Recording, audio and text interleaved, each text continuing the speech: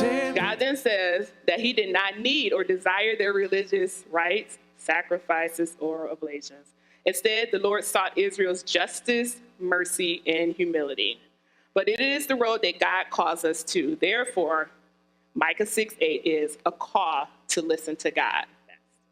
Even creation longs for it. All that is wrong, he will make right. We definitely live in a broken world, and inequitable unfairness and prejudice have made their way into this world structure, fortunately. So we have policies, procedures, guidelines, processes, etc. There are definitely certain people in this society that are at a disadvantage, and they need people who will intervene on their behalf. That's acting justly. It is not enough to be sad about injustice or to hope that we'll eventually get around to doing something about it.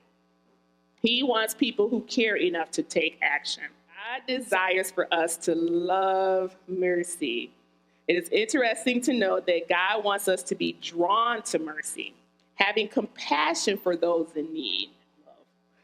We are to love our enemies, not get even with them. Loving mercy means trusting in God's perfect justice and mercy. Since he knows every situation and person many times better than we do, we mercifully trust him to deal with people in the best way possible. So we acknowledge that God is just. We walk humbly with God when we acknowledge that he is just and that only through his mercy are we made whole. Humility is perhaps one of the hardest things for us to show. We live in a world that glorifies the strongest, the smartest, and the best.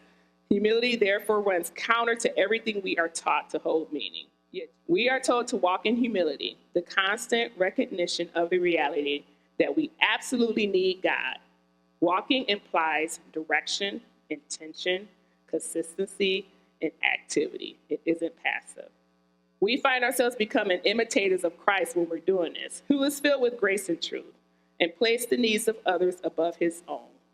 In a troubled world, we have the opportunity to bring peace by speaking and living out truth, justice in our words and actions, showing and giving thanks for his mercy, and by living in humility before God and others.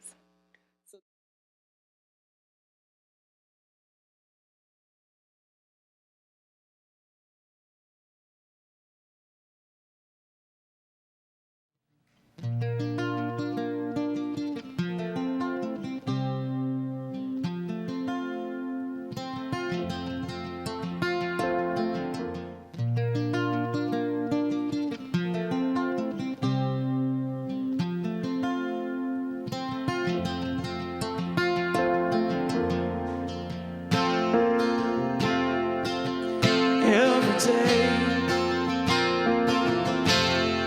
we go to war again, we assume we know so much more than them, for we hear what they have to say.